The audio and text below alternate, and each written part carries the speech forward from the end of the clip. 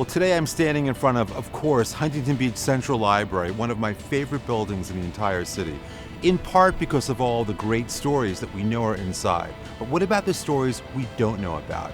That's what we're going to find out today on Hidden Huntington Beach. I'm Chis Epting.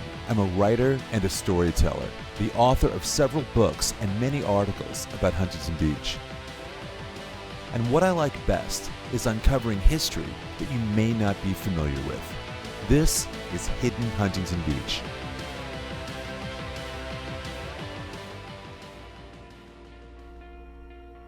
In the early 1970s, the renowned architectural firm of Richard and Dion Neutra was asked to design the new Central Library.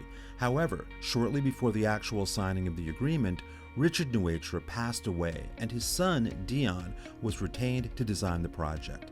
Construction on the 73,000 square foot Central Library was completed February 14, 1975. The Central Library featured an open and light-filled floor plan, spacious reading decks, and indoor fountains, including a spiral ramp water feature. Today, Ashley Wysocki is the Community Service Administrator at Huntington Beach Central Library. I thought I knew a lot about this place, but Ashley revealed some amazing hidden history. So Ashley, the first thing I noticed that I've never noticed before is this sort of dividing line here. What is the story with this? So this is actually the original entrance to the building. So if you and I were standing across from each other as we are right now, you'd actually be on the interior of the building, and then we'd be separated by panes of glass, and I'd be on the outside of the library. So when the library first opened, in the mid-70s, this was the entranceway. It was. I've been here 1,000 times, I never knew that. Yep, and so the roofing above us is original to the building. And the fountain area actually was a popular skateboarding area for kids. Because that was open then. If this was the entranceway, that would have been open air. Yes. And again, you get that real sense of, by design, nature kind of flowing in the building, which is beautiful. So kids would skateboard here? They would skateboard down it frequently. How did they get in trouble? Was it allowed, or like what was the deal? Definitely not allowed, but how could you not? Look at how amazing it is. And it's a rumor I had heard that one of the people here today, one of the adults today, was one of the kids skateboarding back then? Yes, our current Parks and Community Services director would skateboard here. Yes. That's true? Yes, that is true. That's hidden history right there. So, that's great. Thanks. All right, so you've established now where the original library started and ended. That's amazing. Why don't you take us inside? I know you've got some other kind of things in here to reveal for us, but this is already, this has been a great discovery so far. Lead the way. All right, let's go. Okay, so I've seen this before, but I haven't really studied it too much. It's obviously a scale model before the library was built, but there's something unusual about it, right? It isn't exactly what we are standing in today. Right, so this is actually a original architectural model of what the library was supposed to look like, and closest to me is what was supposed to have been the children's wing of the library. I was gonna say, that's an entirely separate wing that doesn't exist. Yes, correct. That was the original. Do you know why they didn't build it, or? Unfortunately, I don't think they could secure enough funding at the time, and so we opted to move the children's library into a different area. You can also see, where you and I just came up that ramp a few minutes ago, you can see it there before it was enclosed, which is kind of cool. It's hard for people to imagine. A lot of people today know it as enclosed, but there we actually see how it was originally, which is amazing. Yep, and one other amazing feature that we have in the library is right over here, and it's our seed library. And so anybody with a library card can come and check out up to 4 different seed packets. We have flowers, herbs, tomatoes, carrots. And so you can come and check out a seed packet as long as just by having a card. Yep. That is like taking a book out. Same thing, no extra fee or anything. Correct. Amazing. You've got like librarian picks of what are the kind of hot seeds to take home and grow. This is incredible. Right. Carrots, squash, pumpkin, zucchini, eggplant chard. This is amazing. Yep, something for everyone here. Now there's a piece of artwork too that you were telling me about that I haven't seen yet, but I think I've seen it before in another place. Okay. Kind of a mystery. Can you take us there now? Sure, let's head over that way. Wow, I've seen this before. Yeah, this is truly a piece of hidden history in Huntington Beach. It was at Norma Gibbs's house, and Walter Johnson, the first librarian here, actually created it. You know, it's amazing. I was in Norma's house a number of times. We would talk about the sculpture. I had no idea it had been donated back to the library after Norma's passing. This is actually incredible. Yeah, and you know what? gorgeous. Talking about Walter Johnson, there's another story about he First librarian here at Norma Gibbs. I don't think you know that I would love to share with you. It's a Okay. story Norma told me herself, and I would Right. love to let you and everyone else know as well. Can we do it? Yeah, let's do it. Come on, I'll tell you. All right. Okay, so it's right over here. You've Okay. never seen it. Very few people have seen it.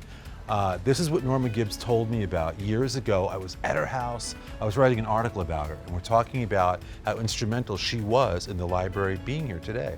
And she tells me this story about a guy named Walter Johnson, whose art we just saw, the librarian, and how Walter would always call her but while the library was getting done. And you know, she was very powerful in the city, as mayor, councilwoman, and she would always stop what she was doing and help him out. And the day the library opens, Norma tells me all the dignitaries are up front. He kind of hustles her inside privately. He goes, I have something to show you. And she says, what? There's nobody in here. And he says, everyone out there, there are all those plaques on the side of the building with all your names on it. He goes, but I made something really special for you, your own plaque that nobody else will know about. Okay. She's standing right where you are. He directs her attention. Can you see that? Oh my gosh, I have never seen that before. No one knows about it, or nobody knew about it. It says Norma Gibbs, she listened. And Walter Johnson put that there himself as a way of saying to her, thank you for doing everything that you did. Wow. And she told me about it. I came right over here. I couldn't find, I'm looking all over. Right. I called her at home. Norma came down with Kay and her friend Kay, and they came in, and she walked me back and she showed me. And Norma stood right there, just like she did decades ago, and showed me that. And I think of all of the, I love historic signs, especially in Huntington Beach. I think that's my favorite.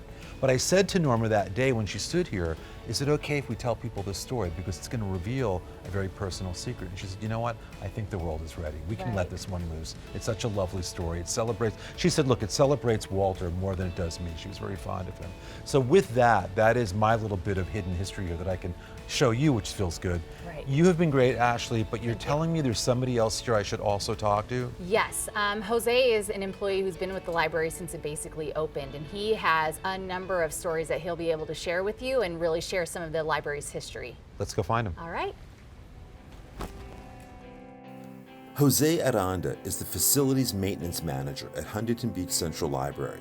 For decades, he's been a part of the local library system, and he may be the most knowledgeable expert of all. He revealed something to me that I had never even heard of. It's an incredible piece of hidden history, and once you know about it, you may never look at the library the same way again.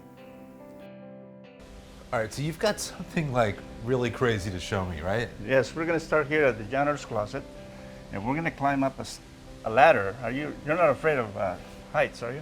A little bit, but you lead the way and we'll see how I do.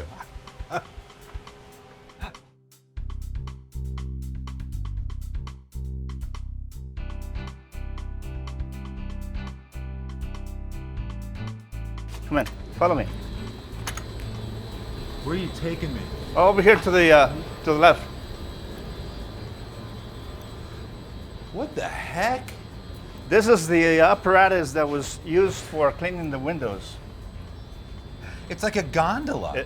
It sure is. So this, it's a big it's cage. like a track system that, It's a track system that goes all the way around the interior of the building, and also it extends to the outside of the building.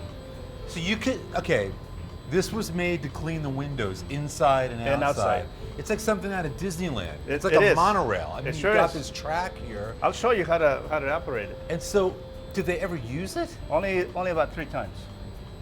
Why would you go to this trouble to create this elaborate system? OSHA decided that it was unsafe, so We can't try it. we can. No, you won't get on it, but I can show you how That would it be, Jose, operated. that would be unbelievable, because this is true hidden history. It is. Okay, first of all, we gotta open this door. As you can see, there's a sliding glass door right here. Watch your head. Oh my goodness. Can I go out here? Yes. All right, so the track comes out here, winds track around. Oh my winds goodness. around. And so it's a dual track. It's a That's dual incredible. track, and it goes all the way around the perimeter of the building. Here, This let me. is Why don't you give me a hand over Yeah. here?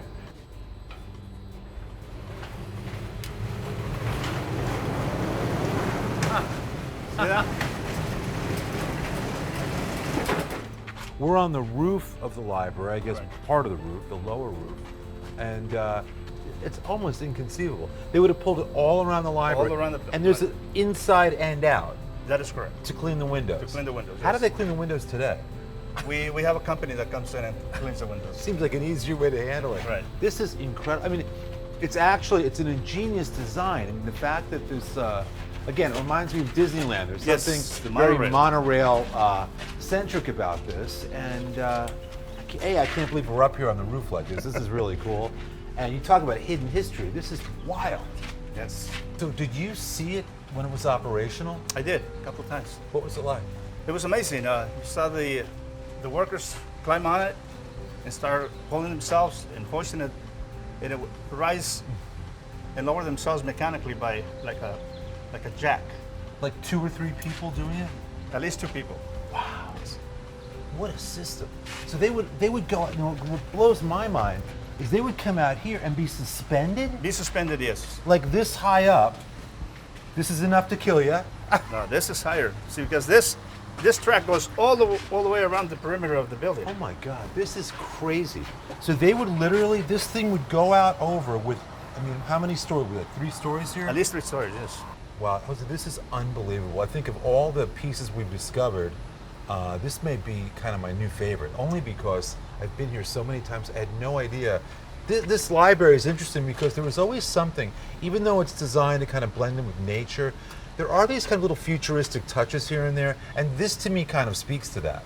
You know, there's something very modern back in the mid-'70s of this is how we're going to clean the windows. We're going to establish a track system, you know, that is also one of the most dangerous things I've ever seen. And the way it was designed, it was going to be utilized for the interior of the building and also for the exterior of the building. It's right. Just to let people know, this track inside has kind of a parallel version of it that travels. You can see it all the way across. Man, you know what? You can't unsee it. Now, when you know it's here in the library, you have to look up and notice it. You'll notice it. Incredible. Thank you so much, Jose. You're welcome. We're going to head back downstairs, I know, but this is a tough one to beat. Perfect. All right. Okay, follow me. Let me show you what we have. Oh wow, I see where we are. I've presented on this stage many times. This is the theater. The theater. I love this. Okay. Well, you see, we have a piece of the old conveyor system that used to transport books from the outside into 2 different departments: the children's department and the adult section. Let's climb up. It doesn't still work, right? No, it doesn't. Let's climb up this ladder and I'll show you. Another ladder. Another ladder. Wow.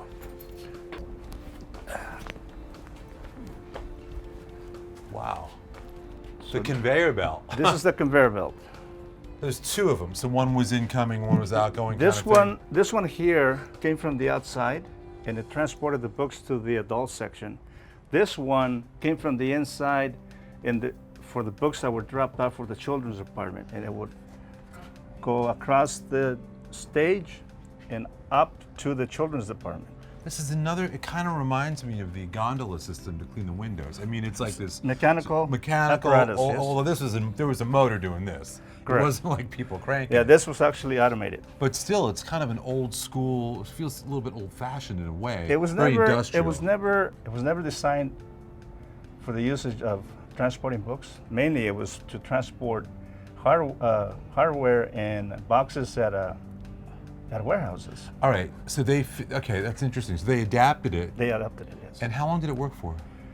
It actually started operating in '94, and then we actually stopped using it for about maybe 7 years ago. And you were here for all this. You watched all this happen. It's amazing, Jose, that you were part of this. This is actually, I think this seems a lot safer than the gondola system, to be honest. But this looks like it could work today. Like if they fired it up, it would start working again. It would, yes. Wow. What do you think they'll do with it? Will it just sit here? Like, what's going to happen? It would be very hard to remove it from here. The other sections that went across the main levels, they were actually removed. Wow. Amazing. Serious hidden history here at the library. Yes. There's one other thing I heard about, kind of a rumor about something in the basement. About a chair. Oh yes, Mrs. Talbert. Mrs. Talbert, Gwendolyn Talbert worked here at the library for like 40 years, right? She worked for the city for approximately almost 42 years. Right, and she was here at the library a lot, right? She was. in charge of like finances. Finances, yes. Tom Talbert's wife, Yes. and her chair is still here. This is down in the basement. And you're going to show me the chair. I'll show you. Let's go. Come on. I'll follow you. Now you watch your head. Yes. Here, let me show you. This is the famous chair, Mrs. Talbert's chair. Right here. I'm still trying to take in where we are. I mean, coming down here, This is we're like in the bowels of the library. This is the basement. How many levels? One level underground? Yes, one level I felt like we underground. came down a lot more.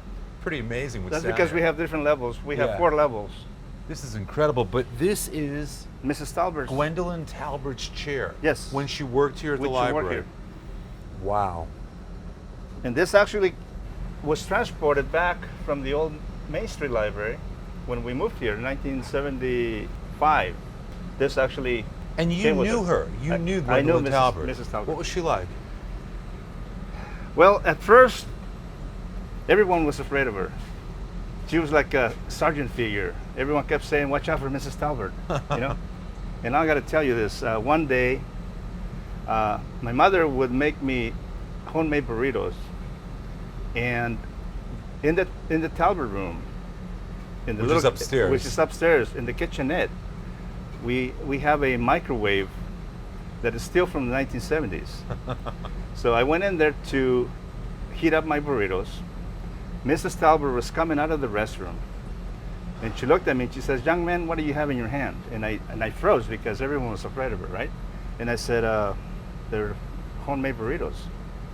She says, "I love Mexican food," she said. So I said, "Would you like one?" She says, "I would love one." She went back to her office.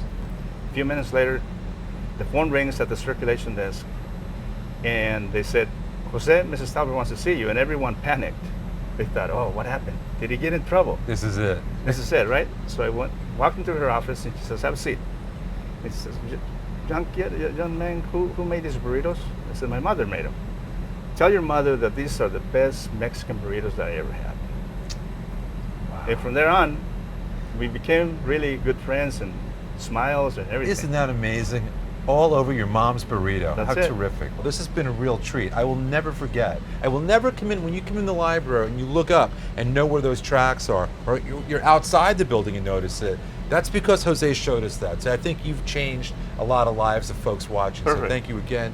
I want to thank you for watching. If you want more of this hidden history, check out our Facebook group, which is simply Hidden Huntington Beach. And you've got thousands of people there sharing all kinds of stories and pictures and movies and all sorts of things. It's a lot of fun. In the meantime, I want to thank you for watching this episode, and stay tuned for a new episode of Hidden Huntington Beach coming up soon. Thank you.